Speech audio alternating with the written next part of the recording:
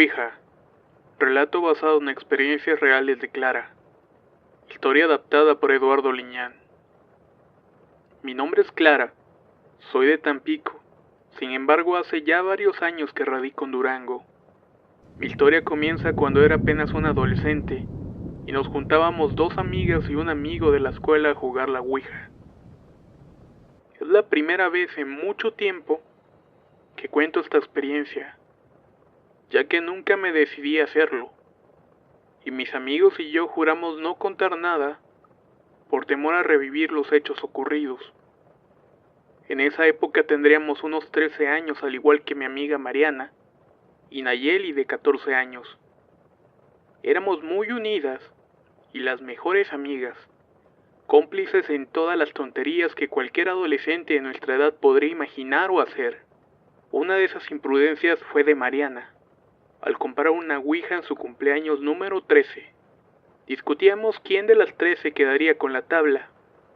Habíamos escuchado muchas leyendas y dichos al respecto, así que urdimos un plan para que no fallara. Nayeli la jugaría y yo la guardaría. La primera vez que jugamos sería en casa de Nayeli. Ella tenía un hermano, Beto, el cual se aventuró a jugar primero.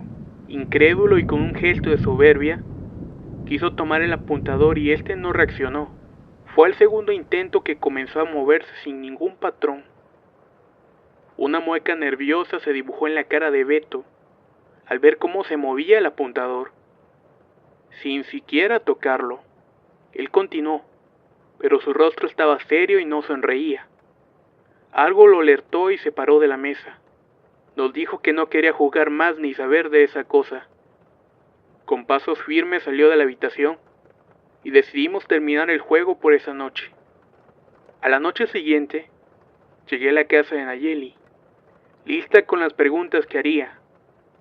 Habíamos acordado tener un horario para jugar, y lo haríamos las 3 o ninguna. Así que al llegar ya estaba Mariana con ella, y lista de igual forma. Ella, por temor, se limitaba solo a observar, porque tenía un hermano que tenía meses de nacido, y pensaba que al jugar eso, lo afectaría de algún modo. Así que entre Nayeli y yo tomamos el apuntador y comenzamos el juego. El semblante de Nayeli cambió por completo. De ser una persona alegre y expresiva, se transformó en un rostro pálido, muy serio y con un gesto de enojo. No emitía palabra alguna. Al observar ese repentino cambio, le hacía señas con la mirada a Mariana para que notara lo mismo. Pero no me hacía caso. El apuntador en manos de Nayeli tenía movimientos erráticos. No se colocaba en ninguna letra específica o dibujaba algún patrón, solamente se movía.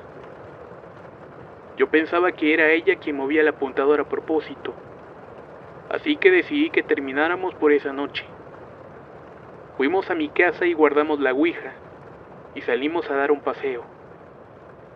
Estando en la calle, el carácter serio de Nayeli era por más molesto, y más porque se detenía en los carros y dibujaba un corazón con letras N y J. Eso nos causaba mucha extrañeza. Ella no era una mujer que expresara sus sentimientos o se abriera completamente. Además que estaba más ida y más seria que de costumbre. Su carácter y la actitud con nosotras había cambiado. No era desgarbada ni confianzuda. Era déspota e ironizaba cada vez que podía. Eso nos molestaba, pero era nuestra amiga. Al llegar a su casa se despidió de una manera fría y carente de empatía. Pasaron 3 días y no nos vimos. Al cuarto día, Nayeli, con un rostro ansioso, se dirigió a mí, de la manera habitual, pero fingida. Después me dijo que quería jugar, así que saqué la Ouija de su casa y ella en un movimiento rápido me lo arrebata. Se sienta en el piso, cruza las piernas y comienza a jugar. Así, todos los días durante semanas era lo mismo. El jugar se volvió una obsesión para ella, y en una angustia para mí y para Mariana. No sabíamos qué hacer con nuestra amiga, y ese comportamiento tan obsesivo y extraño. El carácter de todas comenzó a cambiar sin que nos diéramos cuenta. Algo nos pasaba, pero no sabíamos, hasta que la realidad nos pegó de frente. Nos estábamos volviendo violentas y sin sentimientos, en especial Nayeli. Quizás para mí lo más aterrador sucedió una noche que llegaba a casa. Mi mamá estaba dormida y me le quedé viendo por un largo rato. Solo la observaba dormir cuando de pronto comenzó a manotear el aire. Hacía unos movimientos raros para tratar de quitarse algo de su cuello. Cuando por fin despierta, asustada y respirando con dificultad, me ve espantada y dice: «Ay, hija, andas muy mal, me querías ahorcar». En ese momento reaccioné y me vi delante de ella. Estaba pasmada y la fuerza volvió a mí. Tan solo corrí y abracé a mi madre, pidiéndole perdón por haber sido mala hija. Después de un rato me alisto y me pongo de acuerdo con las demás para vernos. Habríamos de jugar una vez más. Esa noche me tocó jugar a mí. Hice las preguntas habituales a lo que estuviera moviendo el apuntador. ¿Quién eres? ¿De dónde eres? ¿Cómo te llamas? Al decir esto, el apuntador señaló las letras J, O, H y S. En ese momento supimos de quién se trataba. La supuesta N y J. Pero era imposible. Sentimos una preocupación Mariana y yo. Nayeli estaba enamorada de un lo que sea, de un muerto o algo peor. Entonces, y después de meditarlo mucho, entre Mariana y yo decidimos quemar la ouija, deshacernos de ella sin que Nayeli se enterara. Fue un 12 de diciembre del 95, cuando llegó ese momento.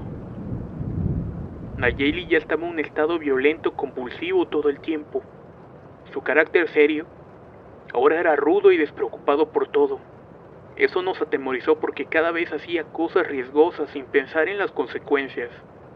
Así que pensamos en mantener alejada a Nayeli, en lo que destruíamos la tabla. Mariana se la llevó a su casa, pensando en que quizás Nayeli fuera a mi casa y tratara de arrebatármela.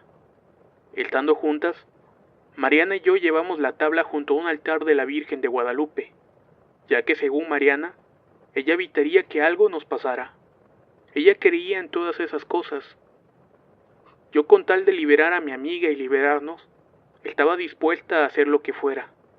Teníamos todo listo: alcohol, agua bendita y un rosario.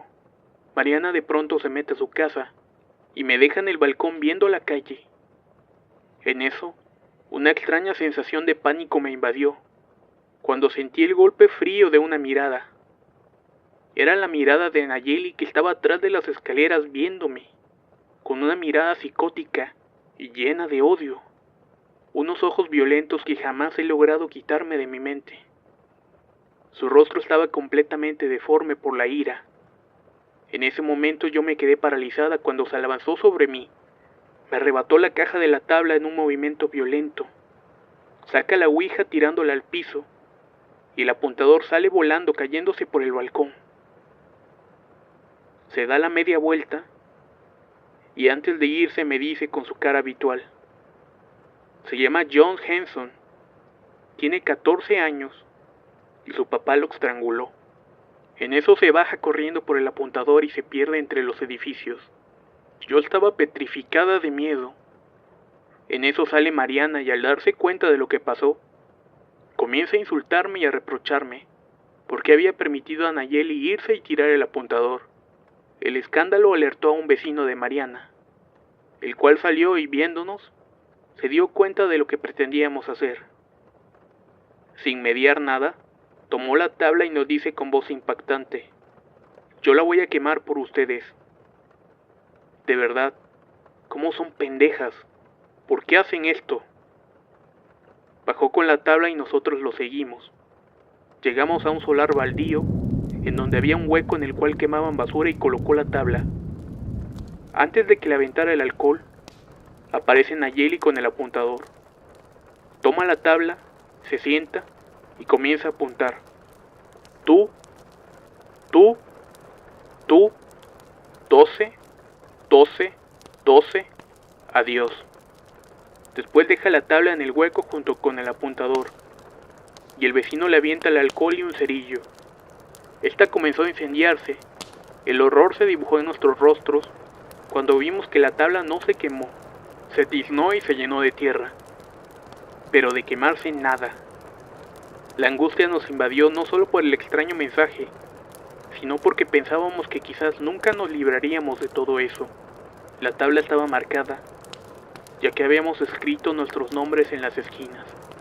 Entonces, el vecino tomó la tabla nuevamente y nos dijo que se deshacería de ella como diera lugar, que no nos preocupáramos, y así fue. Pasó el tiempo y no volvimos a ver al vecino, y supimos el destino de la tabla. Seguimos preocupadas por el mensaje. Nos imaginábamos mil cosas, pensando que moriríamos de alguna forma. Así que nos adentramos en la religión. Empecé a leer la Biblia junto con Nayeli, y las cosas comenzaron a mejorar. El carácter de Nayeli volvió a ser lo que era. Pasó un año después de eso, un 12 de diciembre, las tres tomamos caminos distintos. Nayeli se fue para Ciudad Juárez, yo me fui para Tuxpan y Mariana se quedó en Tampico. Nos separamos, pero nuestros corazones seguíamos unidas y atentas a los números 12. Pasaron los años y yo vivía en Poza Rica, con una compañera con la cual compartí habitación. Cierta tarde, llega y me estaba esperando. Estaba de espaldas y me pregunta si quiero jugar a algo, a lo que le contesto que sí. Al acercarme, me ve con un rostro extraño y una sonrisa morbosa. Estaba agachada y me dice, hola. En ese momento un escalofrío me invadió y lo único que hice fue decirle que no, y me encerré en el cuarto. Arreglé mis maletas y en la primera oportunidad me regreso a Tampico. Lo primero que hice fue acercarme a Dios y pedir perdón por ser pecadora y jugar con la tabla, y lo que sea que nos estuviese persiguiendo. Desde ese entonces sufro de insomnio, migrañas, ansiedad, alucinaciones, y me sorprendo a mí misma haciendo preguntas extrañas al aire a cada rato. Del destino de las demás no he sabido, pero intuyo que pasan por lo mismo que yo. Le pido a Dios cada día para que nos libere de todo esto que nos persigue hasta ahora, y que perdone nuestros errores.